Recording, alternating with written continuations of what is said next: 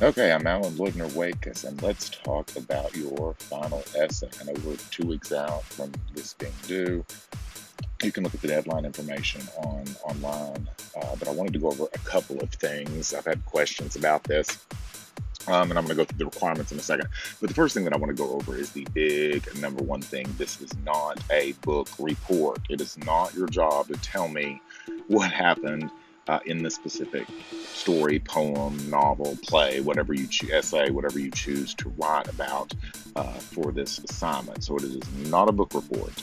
Now, the question does come up a lot. Okay, well, I want to mention some details from the story because I feel that's necessary to, remind your reader, me, or grader in this situation, me, what you're talking about.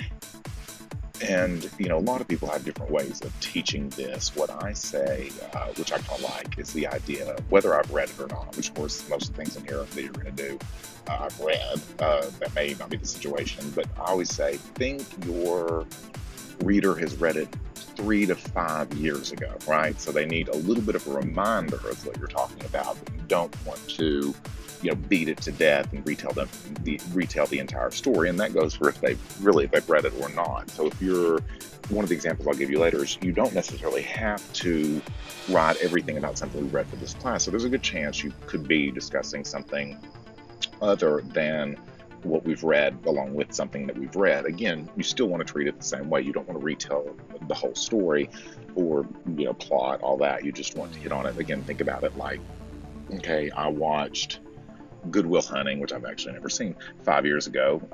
Tell me enough to remind me what I need to know to tie in what you're saying. So let's go over these requirements, and maybe this will make a little more sense.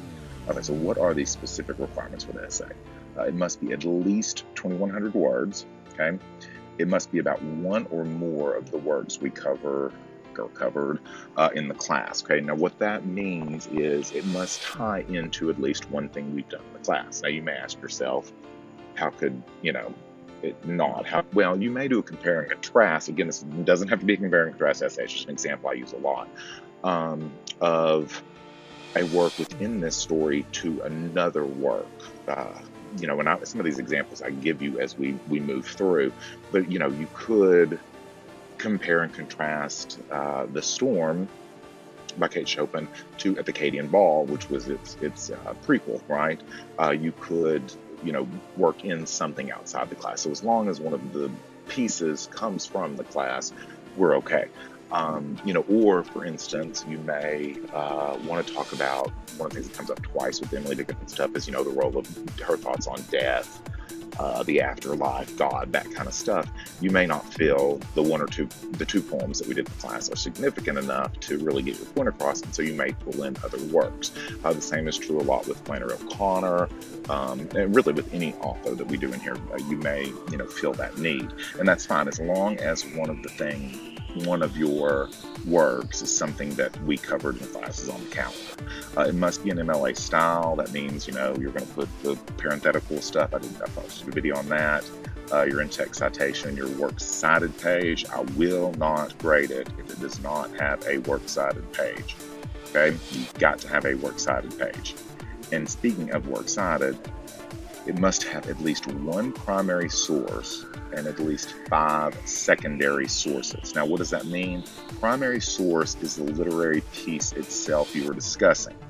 Now, it says at least one. If you are bringing in other works by Flannery O'Connor to make your point, okay, other stories, other poems by Emily Dickinson, those are all still considered primary sources. They're literary pieces that you're talking about. Secondary sources are other things, okay? Now, that could be the most common we see are you finding critics out there. Again, look up Google Scholars instead of Google. That's a good way to find stuff. Our library has 2 literary, if you go to the Classic Tech website, click on library, click on databases. There's a literary reference and literary resource center. Go to the library and ask people, call me and ask me about sources. But it doesn't necessarily have to be what a critic has had to say that you agree with. It could be something like, and 2 of these suggestions I'm going to make, I say, to diagnose someone. So you may actually be talking about Blanche from A Streetcar Named Desire and be using the American Psychological Association's, website, or American Psychiatric Association's definition of dissociative identity disorder in relation to the yellow wallpaper. Who knows? It doesn't have to be somebody saying exactly, a critic saying exactly what you want them to say. It's anything that you pull from the outside. Now, you avoid a Wikipedia because the information there is generally pretty terrible, and then avoid sites like Schmoop and Spark Notes and other sites that are, basically what I would call cheater sites for people who don't want to read the entire essay. There are good quality, there's good quality criticism out there, but you could actually, in all honesty, write an entire essay with 5 secondary sources and never once have to find a literary critic or an essay that's specifically written about what you're writing about. Okay, it must be your original work. Okay, an original from this semester, meaning don't revamp what you wrote for Comp 2. It will show up when you submit it, and because it's been scanned for your other classes. And so again, don't do that. Do original work. If you have a question about that, like you say, well, I wrote this in Comp 2, I'd like to alter it some or extend or whatever, give me a call. We'll talk about what makes that plagiarism or not, which is spelling number 6. Don't plagiarize. This is 40% of your final grade. I cannot stress enough how imperative it is that this not be plagiarized, because if it is, you're not going to pass the class. I mean, again, the best you could hope for in that situation is a 60, which is not enough. So let's go through the works, and before we do this, actually, I'm still looking at the don't plagiarize slide. I'm going to go through individual works and kind of bring up some suggestions on possible essay topics. You by no means have to choose any of these. If you've already started on something else, go for it. You may want to contact me, and say, or text me, or, give me a call and say, this is what I'm doing. Is it okay? Just to make sure you're not doing something. I had somebody who actually watched a Comp 1 video call me the other day and said, these are my topics. And I'm like, whoa, what? And she had looked at the wrong assignment video. So again, you want to make sure what you're doing is right, but you don't have to choose from these. These are just some ideas that I have, and they may spark further ideas. You don't have to answer them. A lot of them are in question form, but you could alter these in any way you wanted to. So let's start with, because I could not stop with Death, Family Dickinson. Is Death in the story here a good guy or a bad guy? Right, I talked a little bit in the video about how he kind of tricks her, so what are her thoughts on Death, the entity, right, that's in the carriage with her? And then 2, what are Dickinson's thoughts on death, the afterlife, God, etc.? And again, there you may want to pull in other words. Explore the symbolism in the poem. So again, you could break down and do sort of an explication of all the different symbols, the carriage, the house, the various other things that we discussed about. And number 4, is the speaker Dickinson herself, right? Or is it someone else, or does it matter? Because I heard a fly buzz when I died. What does the fly symbolize? And you could also look for other symbols there. Is the poem supposed to be serious or funny, or perhaps, both? So that's something to, consider. Is it? I said that it was funny, but that doesn't mean that I know what I'm talking about, right? I always have to assume I'm right. Who is the king that she mentions, okay, which ties into the next question? What are Dickinson's thoughts on death, the afterlife, God, etc.? The Storm by Kate Chopin. Does the story have a feminist theme? What's Chopin saying about marriage, monogamy, etc.? Okay, that's a good one. Does it work? Does it not? Can you be non-monogamous? I talked about that in the video. And marriage still work? What's she saying about class and marriage, and how we, again, she couldn't marry Alcide, as I discussed. And so what is she saying about that, and how that plays in our culture? Trace the plot of the storm and the actual storm in the story. Again, you'd really have to work at this to not make it too simplistic, but you'll notice that the storm mimics, the events of the story, and you can go in depth on that. And what is the significance of the setting? Specifically, now it's simple to say, well, duh, hurricanes are more common in this area, but also, the setting of the Cajuns versus the Creoles and society at the time. The yellow wallpaper. Is John a good guy or a bad guy? This topic comes up a lot. A lot of students really like to write about this, and what they generally will find is they start out by wanting to make him a bad guy, but given, what he knew at the time, he was doing what he thought was right, or, was he? Could it be both? I mean, again, characters are more complicated. Diagnose the speaker's mental illness. And again, I said beyond postpartum depression. Again, we know clearly she has postpartum depression, but, was she, remember, she was seeing things when she was younger before she gave the child. Now we've moved way past postpartum depression at the end, into some sort of psychopathy, whatever that may be, whether that's dissociative identity disorder, which is also known as multiple personalities, whether that is schizophrenia, what effect did the yellow wallpaper have on mental illness, how mental illness is treated in women again. So this story did have a huge impact. And then finally at the end, the speaker mentions Jane. The most common aspect is that she's referring to herself in the third person, right, and no longer is Jane. Again, that would have to do with the dissociative identity disorder, or is Jane someone else? Again, trace that. Who is this Jane person? The other two, by Edith Wharton. Is Alice a sympathetic character? Okay, the wife. Is she, she marries her, seems to be marrying her way up, right? Is she a gold digger, or is that just happenstance? And then how she handles things. Does she handle it, correctly? How is the story comical? I've had a lot of people, it's a humorous story, and, a lot of students have a really hard time picking up on that. So what makes it humorous? And a lot of those symbol references. Why was the story groundbreaking? Okay, you can do your research on that. Do an in-depth analysis of Waithorn, okay, and about, what he goes through and how he, again, is he sympathetic? Is he not? Is he, how does he handle things? Which I would argue relatively, well. He, again, tends to overreact in his mind at first, but then act rationally. Explore Wharton's use of symbolism, again, which a lot of those are really funny. The Road Not Taken. Why is the poem most often mistaught? Okay, why do most people teach it wrong?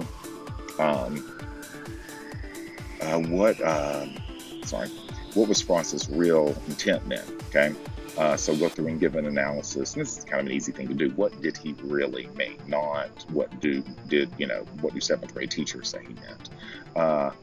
Is how the poem is so often incorrectly interpreted uniquely American. I think that's really interesting. I listened to a video on that. In other countries, they don't misinterpret this poem. In the United States, we have that whole idea of sort of, again, everything has to be more positive and snowy than it is. Speaking of snowy, Stopping by Woods on a Snowy Evening by Robert Frost is the poem about the speaker contemplating his own death, okay? Which again, I said I didn't agree with that, but that doesn't mean you can't. If you can back it, with resources, with the text, with the critics, go for it. I'm not going to grade you down. Is the poem about the speaker contemplating suicide, or it could be both there? Or what is Frost's intent in that poem? The Gilded Sixpence by Zora Neale Hurston. Is the story uniquely African American? Okay, so could these just be white characters, or what makes this a black or an African American story? Number two may be really hard to do here, because I'm one of the few people who says this, but is the baby Joe's? You can, again, disagree with me and give your proof, but so that brings up the question, why does Missy May cheat on Joe? And again, you can look at the simple reason she wanted go beyond that, dig much deeper. And what is the significance of the title? Okay, I think that's an interesting thing to look at. Winter Dreams by Scott Fitzgerald. Again, Fitzgerald, heavy in symbolism. So explore that symbolism. Why does Dexter cry at the end? Okay, and you can look at that and bring in some sort of psychological things tied into the rest of the story. Could Dexter and Judy Jones have been happy? Okay, that would be interesting. That may be a tough one to write on, but I would say no, that they never could, but because she was an ideal. Barn burning. Explore the symbolism in the story, which is very heavy, the blood symbolism, and other things, the rug. What is the significance of the New South and the Old South in the story? Explore the ending. Okay, is it positive or negative? That's really interesting, because I always say, a good story doesn't give you that. In what way is the story a Bildungsroman? I mean, again, that means coming of age story. What ways is it that? What's the importance there? Interesting. Mother to son. What literary techniques are used in the poem and how? Okay. Explore the significance of metaphors in the poem. Compare and contrast the poem to another work about a parent and a child. There's My Papa's Waltz by Rothie. There's a lot of different poems that you could look to. I also saw some things that said, compare and contrast it to Harlem and some other works. So it doesn't have to be mother and parent child. It could be another work. Theme for English B. What is Hughes saying about race in the poem? And number two, more specifically, what is Hughes saying about race and education? Interesting. In the poem, what message is Hughes trying to convey about racial differences and people of different races being able to understand each other? Again, this is really interesting to me because I teach African American studies as well, and I find that a lot of white people just absolutely cannot understand white privilege. They want to swear that that's not a thing.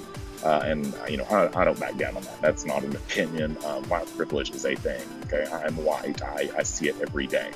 And again, you're kidding yourself if you think otherwise. But again, what is, again, what's he trying to say about that? Can we understand each other? The man who's also a man, again, back to a question asked about Hurston, is it uniquely African American? Or could these characters be white? A lot of times students don't know that they are. What is the role of the gun? And does race matter in respect to the gun? I think that's interesting because I think, again, this is well, let's go to number three. Is it the story of Bildungsroman? Bildungsroman means coming of age. Does the character ever really come of age? I mean, I think it's more of an anti-Bildungsroman, right? He proves that he really isn't a man. What role, though, does the gun play? This is something, a gun is a rite of passage, I think, in America, but I think it's a little different in Black culture versus white culture. And so does race matter there, or does it not? Do, teenage boys want guns for those who do? I never did, but do they want guns for the same reason? So, what's the connection there with guns? And again, I'm not being an anti-gun person or pro-gun person, but going to meet the man. Okay, this is a tough one to write about, but it's a good one. What's Baldwin saying is the connection between race and sexuality. Okay, that's interesting because, again, this is framed around sex, and what really kind of, turns on the protagonist is racism, and lynching to top it all off. So again, what is he trying to say about that? Why does Baldwin write the story from the perspective of a white man? Okay, what's the significance of that?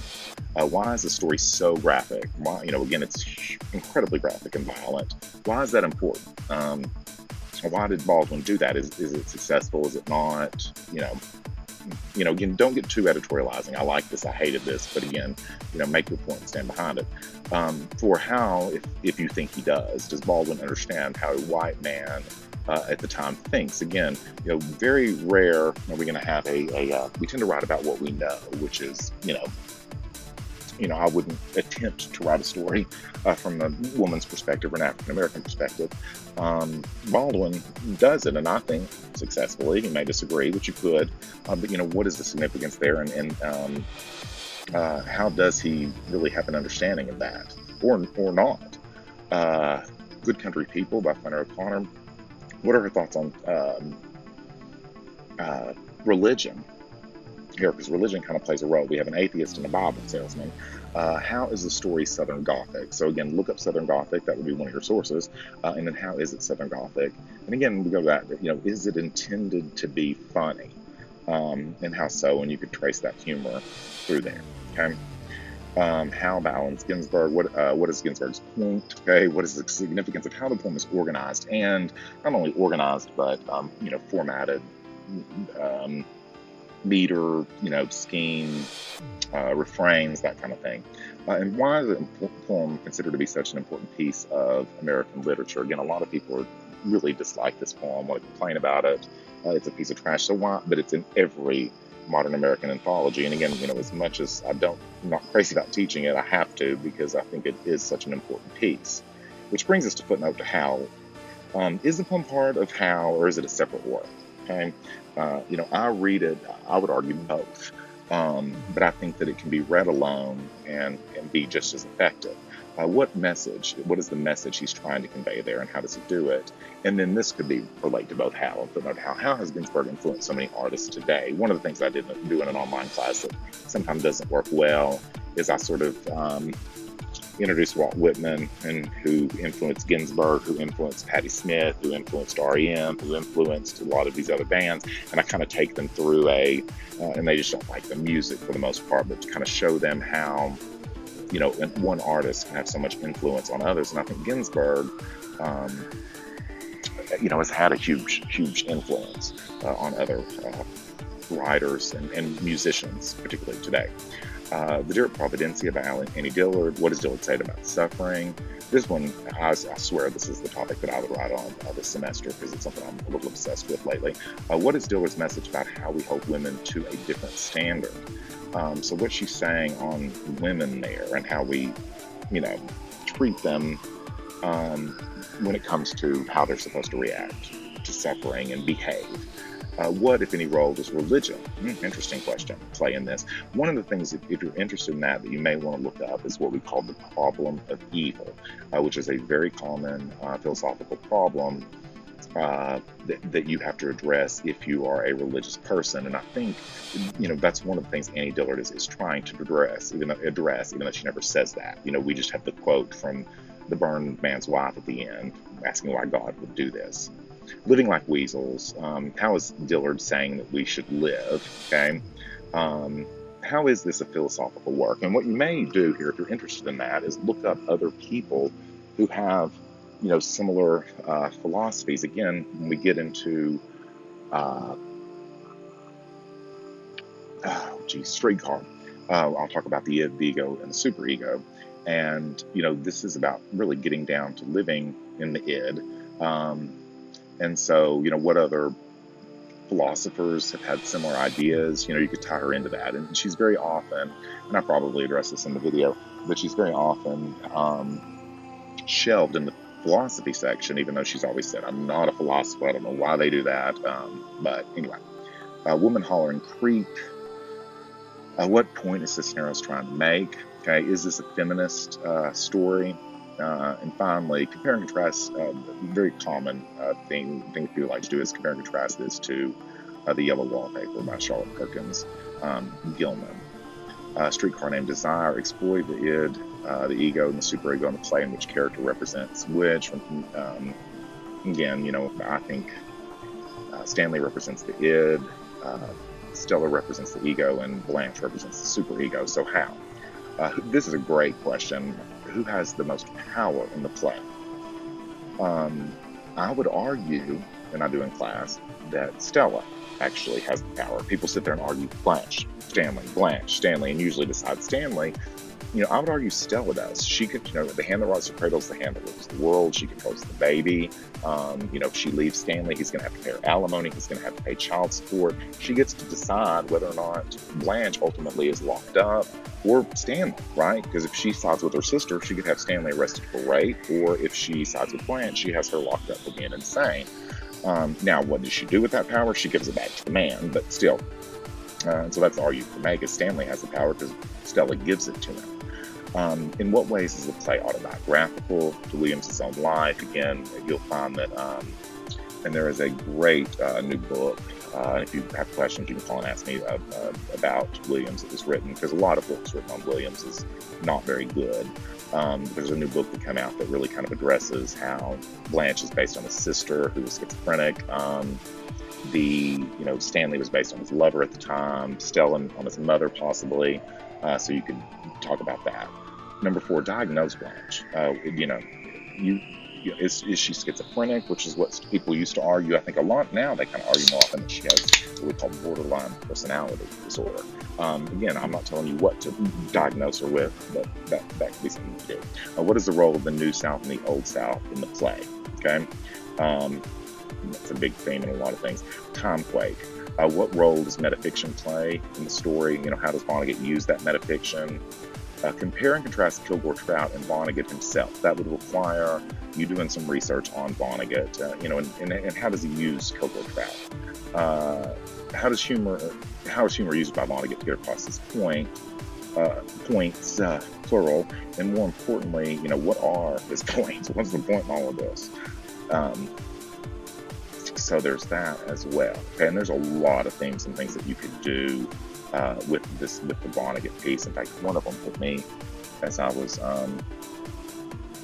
making this thing that I had not typed into these slides, but now it has escaped me. So I don't know. Call me if you want to discuss this. I'd love to discuss Vonnegut in depth with you. Okay. Finally, and as always, if you have any questions, call me. Maybe a little hard to reach, not hard, but harder than normal, which very easy to reach normally. But I'll do a video about that in a second and post it. So if you have any questions, call me. And until then, good luck.